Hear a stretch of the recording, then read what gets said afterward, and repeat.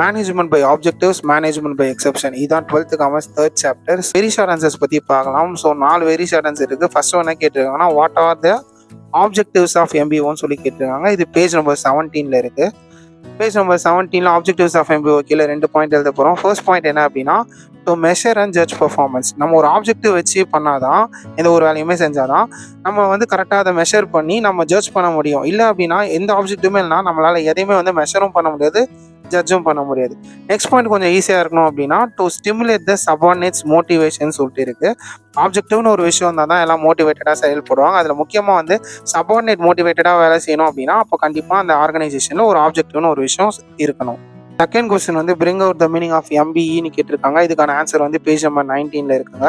Management by exception சொல்லிட்டு ஒரு பாயிண்டே கொடுத்துருக்காங்க. அது கீழே வந்துட்டு management by exception is an important principles of managerial control suggested by the classical writers on management. So நம்ம மேனேஜ்மெண்ட் பற்றி படிக்கும்போது அதில் முக்கியமான ஒரு பிரின்சிபல் தான் வந்துட்டு இந்த மேனேஜ்மெண்ட் பை எக்ஸெப்ஷன் சொல்கிறாங்க. நெக்ஸ்ட் பாயிண்ட் என்ன சொல்கிறாங்க, இது எதை பேஸ் பண்ணியிருக்குன்னா it is based on believe that an attempt to control everything results in controlling nothing. நம்ம எல்லாத்தையுமே கண்ட்ரோல் பண்ண நினைச்சோம்னா நம்ம எதையுமே கண்ட்ரோல் பண்ண முடியாது அப்படிங்கிறது தான் இந்த பாயிண்ட் கீழே சொல்ல வராங்க. நெக்ஸ்ட் பாயிண்ட் என்னன்னா management exception is a style of business management that focuses on identifying and handling the cases that deviate from the norm.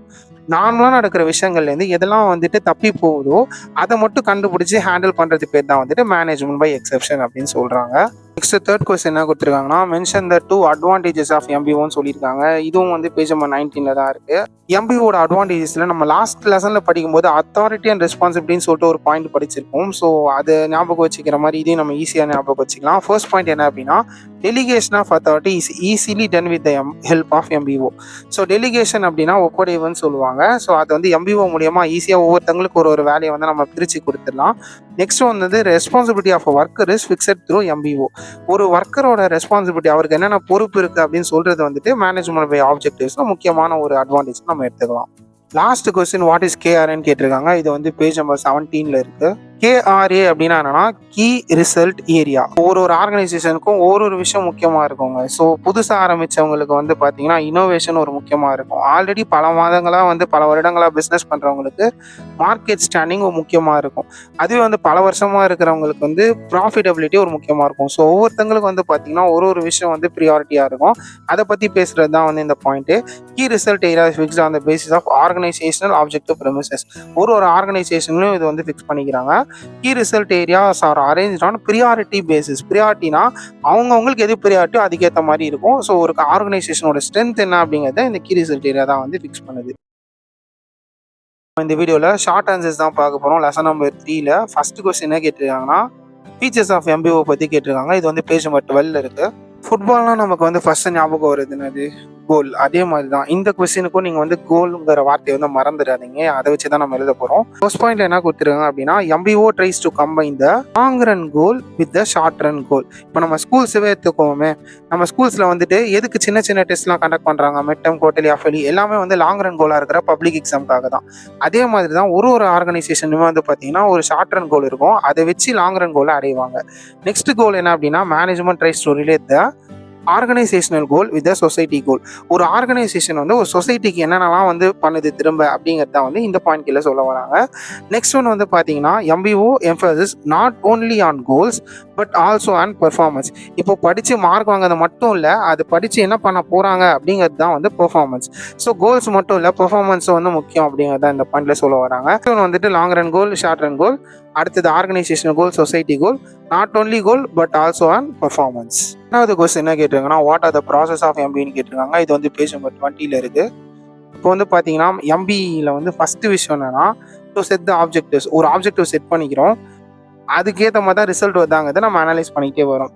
These performance are assess and get equated to the actual performance. நம்ம ஆக்சுவலாக plan பண்ண மாதிரி தான் எல்லாமே நடக்குதாங்கிறத பார்க்குறோம்.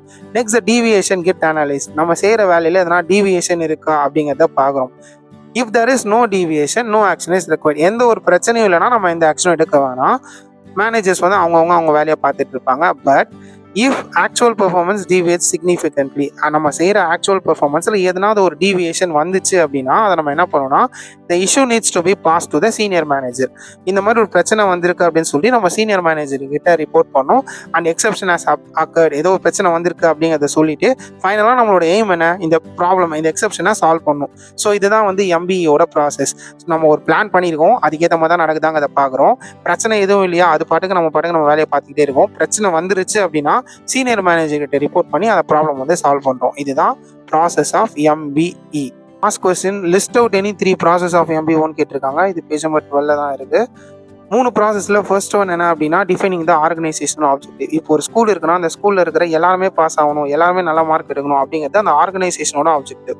Next வந்து goals for each section. இப்போ தமிழ் டிபார்ட்மெண்ட் தனியாக, இங்கிலீஷ் டிபார்ட்மெண்ட் தனியாக, இல்லை வந்துட்டு ஒரு கிளாஸ் தனியாக அவங்களுக்குன்னு ஒரு கோல் ஃபிக்ஸ் பண்ணுறாங்க அந்த கிளாஸுக்குன்னு சொல்லிட்டு. ஸோ அது வந்து பார்த்தீங்கன்னா goals for each section. Next வந்து பார்த்தீங்கன்னா fixing key result area. So ஒவ்வொருத்தவங்களுக்கும் வந்து ஒரு ப்ரியாரிட்டி இருக்கும். அந்த ப்ரியாரிட்டி பேசிஸில் வந்து கோல்ஸ் வந்து செட் பண்ணிக்கிறாங்க. The subordinate objective are target. Subordinate இங்கே நம்ம ஸ்டூடெண்ட்ஸை வந்து சொல்லலாம். ஒரு ஸ்டூடெண்ட் வந்து இண்டிவிஜுவலாக அவன் எவ்வளோ மார்க் எடுப்பான் அப்படிங்கிறத அவன் டிசைட் பண்ணி அந்த டார்கெட்டை அச்சீவ் பண்ணுறது. ஃபைனலாக தேர்ட் லெசனோட லாங் ஆன்சர் கொஸ்டின்ஸ் பற்றி தான் இந்த வீடியோ நம்ம பார்க்க போகிறோம். ஆல்ரெடி வெரி ஷார்ட் ஆன்சரே பார்த்துட்டோம். லாங் ஆன்சரோட ஃபர்ஸ்ட் கொஸ்டின் என்ன கேட்டிருக்காங்கன்னா, what are the major advantages of எம்பிஓன்னு கேட்டிருக்காங்க. இதுக்கான ஆன்சர் வந்து பேஜ் நம்பர் 19 இருக்கு. ஆல்ரெடி வந்து பார்த்தீங்கன்னா இந்த கொஸ்டின் நம்ம வந்து 2 மார்க்கில் படிச்சிருக்கோம், 2 அட்வான்டேஜஸ் சொல்லிட்டு. ஸோ இப்போ நம்ம அதே கொஸ்டினை ஃபுல் லென்த்தில் படிக்க போகிறோம். இதுக்கு நம்ம ஒரு ஷார்ட் கட் வச்சிடலாங்க. ஃபர்ஸ்ட் 2 பாயிண்ட் என்னன்னா மேனேஜர்னு வரணும். ஸோ ஃபர்ஸ்ட் மேனேஜர் என்னன்னா ஒட்டுமொத்த ஆர்கனைசேஷனில் ஒரு மேனேஜர் அவரோட ரோல் என்ன அப்படிங்கிறத ஒரு ஃபர்ஸ்ட் புரிஞ்சுக்கணும்னு சொல்றாங்க. இது என்னன்னா manager recognises the need for planning and appreciates the planning. So வந்து எதுக்காக பிளான் பண்ணி நெக்ஸ்ட் அடுத்து என்ன பண்ணணும் அப்படிங்கிறத மேனேஜர் வந்து புரிஞ்சுக்கிறாருன்னு சொல்லிட்டு 2 பாயிண்ட் மேனேஜர் ரிலேட்டடாக பார்க்குறோம். அடுத்த 2 பாயிண்டோட ஷார்ட் கட் வந்து பார்த்தீங்கன்னா பெர்ஃபார்மன்ஸ். ஃபர்ஸ்ட் பெர்ஃபார்மன்ஸ் என்ன அப்படின்னா systematic evaluation of performance is made with the help of MBO. So இப்போ நம்ம எக்ஸாம்ஸ் எழுதுறோம்ல, அதை வந்து நம்ம வந்து மார்க்கெல்லாம் வந்து எவாலுவேட் பண்ணி பார்க்குறோம்ல, அதுதான் வந்து சிஸ்டமேட்டிக் எவாலுவேஷன் வந்து சொல்லலாம்.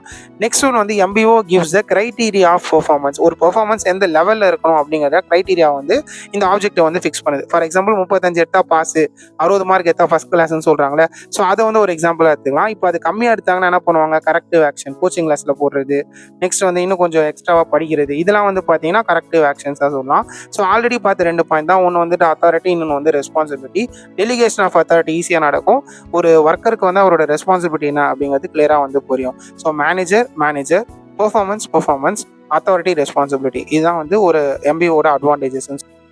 செகண்ட் டீட்டெயில் வந்து what are the advantages of எம்பிஇன்னு கேட்டிருக்காங்க. இதுக்கான ஆன்சர் வந்து பேஜ் நம்பர் 20 இருக்கு. ஸோ 5 பாயிண்ட்ஸ் கொடுத்துருக்காங்க. ஃபர்ஸ்ட் ஒன் வந்து என்னன்னா எம்பிஇ மூலியமா, அதாவது எம்பிஇனா என்னன்னு ஆல்ரெடி சொல்லியிருக்கேன், இன்னொரு வாட்டி சொல்றேன். ஸோ நார்மலாக நடக்கிற விஷயங்கள் எதெல்லாம் வந்து டிவியேட் ஆகுதோ அதை வந்து பார்த்து ஆக்ஷன் எடுக்கிறது தான் வந்து மேனேஜ்மெண்ட் பை எக்ஸப்ஷன் சொல்லுவாங்க. அதோட அட்வான்டேஜஸ் என்னன்னு கேட்டிருக்காங்க. ஸோ ஃபர்ஸ்ட் பாயிண்ட் என்னன்னா it saves the time of managers. ஏன் அப்படின்னா எந்த எக்ஸப்ஷனும் வரலன்னா மேனேஜர் அவரோட ரொட்டீனான வேலையை பார்த்துட்டு இருப்பாரு. எக்ஸப்ஷன் வந்தால் மட்டும்தான் ஒரு வேலை பார்க்க போறாரு. ஸோ அதனால இது வந்துட்டு it saves the time of manager. ரெண்டாவது பாயிண்ட் என்ன அப்படின்னா it focus on manager attention on major problem. பெரிய ப்ராப்ளம் மட்டும்தான் வந்து இந்த கணக்கில் வரும், அதுக்கு ஆக்ஷன் எடுப்பாங்க. சின்ன விஷயங்கள்லாம் வந்து பார்த்தீங்கன்னா எம்ப்ளாயிஸ் அவங்களே வந்து பார்த்துக்குவாங்க.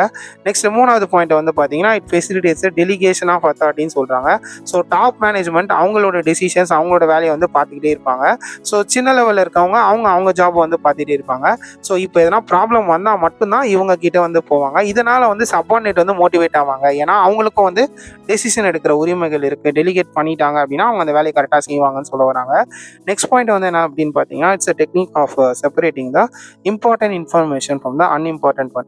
முக்கியமானது எது, முக்கியம் இல்லாதது எது அப்படிங்கிறத பிரித்து வச்சுட்டு அதுக்கப்புறமா அதுக்கேற்ற மாதிரி டிசிஷன்ஸ் வந்து எடுப்பாங்க. BE keeps the management alert.